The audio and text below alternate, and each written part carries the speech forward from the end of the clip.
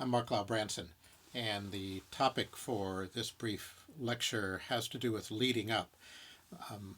Many of us are in situations, either long-term or short-term, where we are not the one who is called the leader, the person who carries the majority of the responsibility.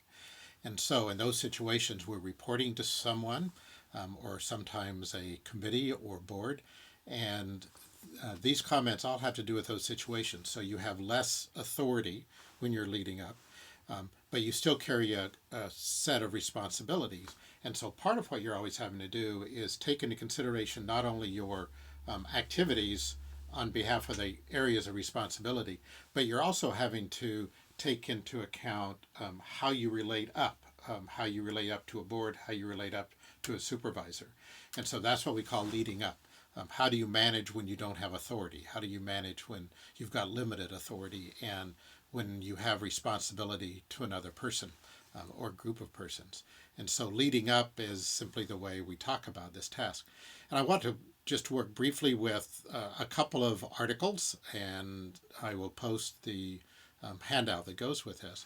But first one coming from Ron Heifetz, and these are just elements out of both his book, Leadership on the Line, and his book with Marty Linsky and others on the practice of adaptive leadership.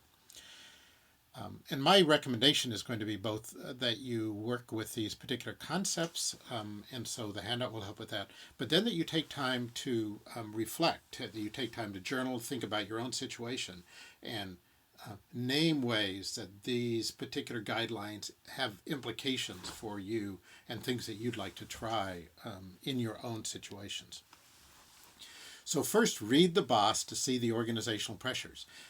One of the biggest mistakes that people who are leading without authority make is to not become aware of all of the pressures on the supervisor. And so you think from your own world, you're looking at it from your own perspective, your own viewpoint, and fail to see all of the other implications. So do the best you can within the organization, with the other people, with the situations, to take into your own awareness all of the organizational pressures that are on your supervisor, so that you're not being myopic in just seeing it from your viewpoint. Then in that relationship, you're always in a situation where you're needing to negotiate the purposes. And the more clarity you have between how you're understanding your purposes, your reasons for being there, the reasons how you spend your time, but also what your supervisor believes are the major purposes of your time. And then see what kind of flex there is in that, what room there is for experimentation. But negotiating that as clearly as you can becomes a key element. Monitor ripening has to do with the timing of the situation, especially if you're wanting to lean one way and they're wanting to lean another, you're wanting some more freedom or experiments or resources. In other words, you're always negotiating those things. But if your timing between how you're negotiating your purposes and the other organizational pressures will lead to not being able to do your work well. And so monitoring the situation, the pressures, the timing makes an immense difference. Find and nurture partners and know their alliances. So you should be creating a team that is more inside your area of responsibility, where you're sharing more knowledge, sharing perspectives, sharing possibilities, sharing potential experiments, all of the stuff we've been talking about with the PT cycle, the missional change process, all of the different ways that you discern as an organization. What are the important priorities? How do we experiment toward those? How do you shape? Because where you've got authority is with those that you've got some accountability, some responsibility for, some your own stewardship goes within certain groups. And so how both in that group and along the sides, people that aren't under your specific area of responsibility, but are still your partners. Find those partners, nurture those relationships, and also then know what their alliances are, know where they have loyalties, know where they've got responsibilities, know where they bring perspectives to you. Stay close to opponents and know their pressures. If you're aware there are people pushing against you and your authority, if there are people who aren't at all inside your frameworks for thinking about your work, stay close to them. And the more you know the pressures on them, the more you know what they're hearing elsewhere, the better you're going to be able to negotiate that situation. Create a focus by reporting information and minimizing provocation. So the way that you help yourself and those in authority over you move someplace is you keep it as focused as you can.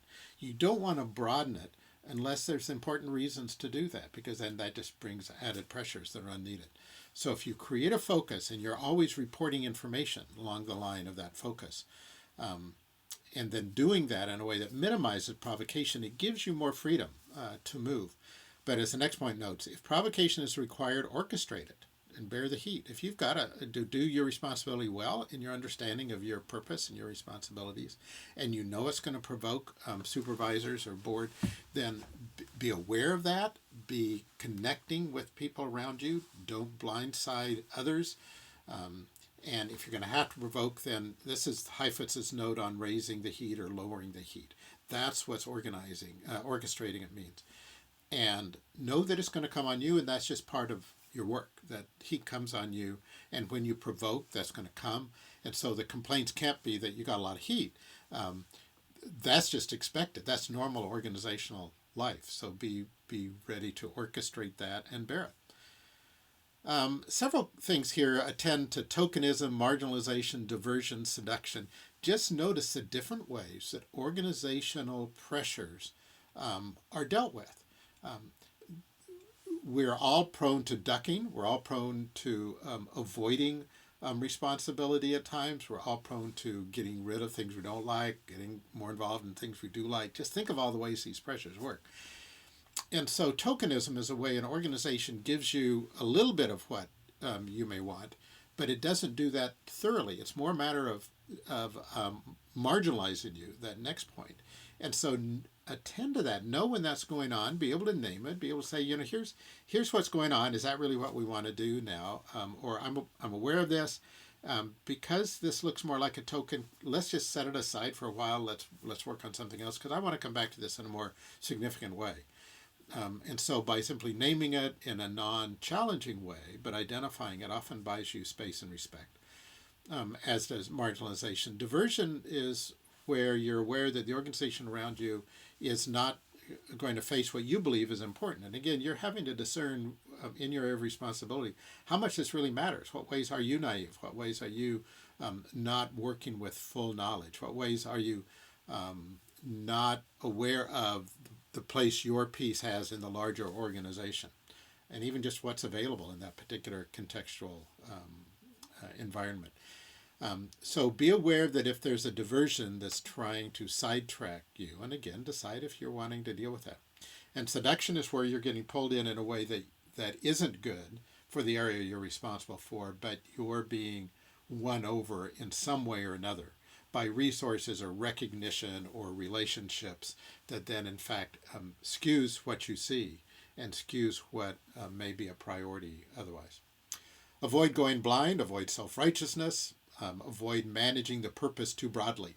All of these avoid the clarity that you need to be a good leader, and to create an environment, as we've said, we're working with a definition of leadership that's about creating an environment that disperses choice, that disperses discernment through a larger group.